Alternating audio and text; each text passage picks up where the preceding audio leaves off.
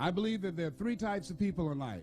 There are winners, there are losers, and there are winners who've not discovered how to win yet. And these individuals, it's something about them that drives them, that they will invest in themselves. They go to seminars and workshops and lectures, and they're seeking, there's something in them that says, I can do better than this. That there are people who would be glad to be where they are and would be happy, but they're not. How many of you know if you had your life to live over again, you can do more than what you've done thus far? Raise your hands.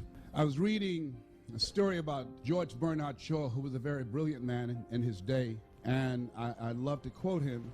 But one of the things that was asked George Bernard Shaw that really resonated with me at the end of his life, somebody asked him, if you had to be anybody in the world, anybody throughout history, if you had the power to be born again, who would you like to come back as? And without blinking, he said, I'd like to be born as the man I never was. I like to be the man I never was, that I never became.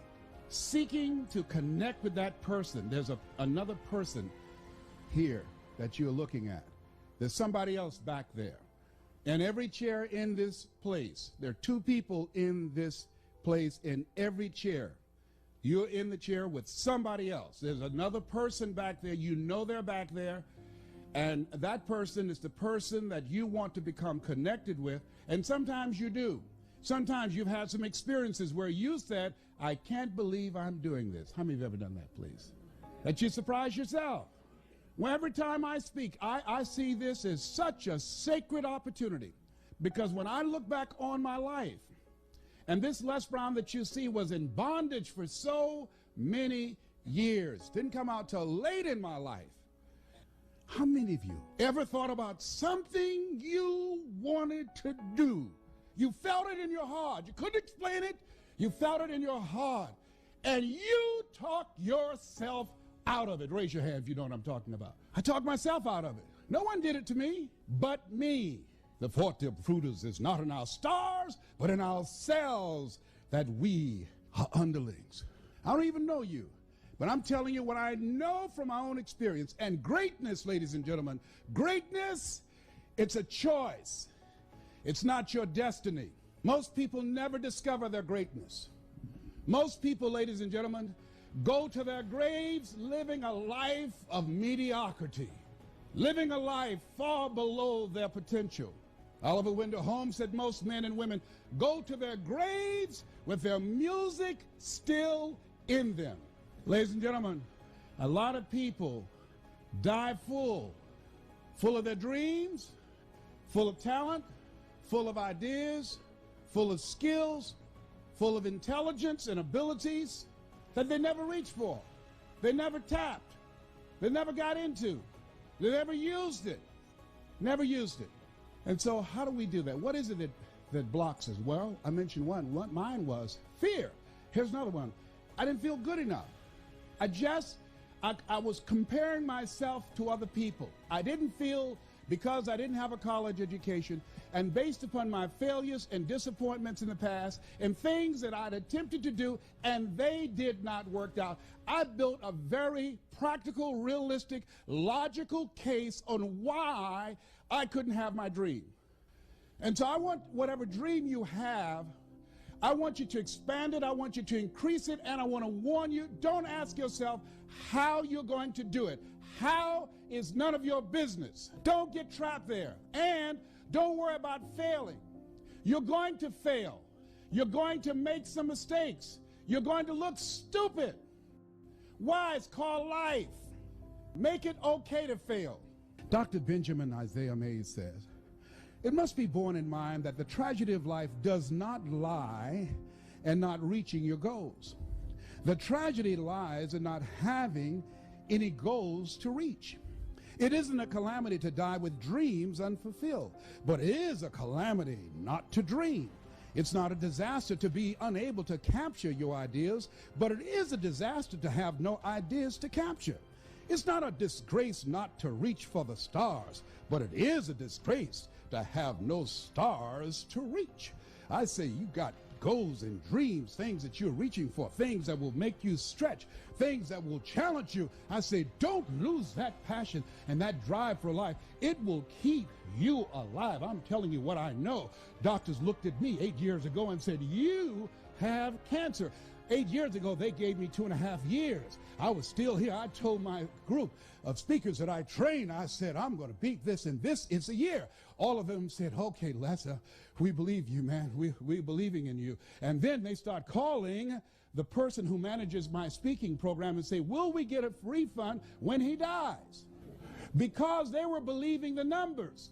See, the people that are going to reach their goals and dreams, not only do they have compelling reasons that drive them, because the thing that drove me, that kept me ahead of everybody else, I had some compelling reasons of why I was selling television sets, no money down. I had some compelling reasons that I'd go to a door at 10 o'clock at night and knock on the door. Hello? Yes? Who is that? Hi, would you like to buy a nice working television set, no money down? Boy, do you know what time it is? Yes, I do. It's 10 o'clock at night, and I take care of my mama, and I'm going to sell a television set tonight to somebody, and it might as well be you. And finally, somebody said, fool, come on in here. It better be a good one. You got to have some reasons. Reasons will drive you. Reasons will give you comeback power. One of my good friends, Willie Jolly, has a saying, a setback is a setup for a comeback. A setback is a setup for a comeback. When they said, you have cancer, one of the things that was different for me than everybody else, and I just finished doing a presentation called You Are More Powerful Than Cancer, was because of the fact that I listened to so many positive things. I went to so many lectures. I talked to so many people that were cancer conquerors. I asked them, what did you do? And when people said to me, oh, my uncle died of prostate cancer, my father died from prostate cancer, my mind said, well, that has nothing to do with me. I don't want to hear nothing about that. I'm not being insensitive, but don't tell me that. That's not my destiny. I got too much work to do. I got things that I'm supposed to accomplish. And so I had a mindset that, hey, I can beat this. I can get past this. Oh, no, I'm not going out like this. So you got to stand up in yourself. You got to fight. You will have opposition. Things going to happen to you in life. It's called life, and it's not personal. Stuff's going to happen. And if you make it to the 40-yard line, if you can make it to age 40, between 40 and 60, it begins to intensify. All kind of things happen. Between 40 and 60, my mother was diagnosed with breast cancer and finally died. Between 40 and 60, I was diagnosed with prostate cancer. Between 40 and 60, I went through a divorce from someone that I loved very much. Between 40 and 60, my best friend died waiting on a liver transplant. Between 40 and 60, had a nationally syndicated talk show, highest rated, fastest canceled talk show in the history of television. Between 40 and 60, oh, life put a whooping on me. My God, how many of y'all had yours already? Tell how many know what I'm talking about? It ain't personal. Don't say, why did this have to happen to me? Why not you? Who would you suggest? It's called life.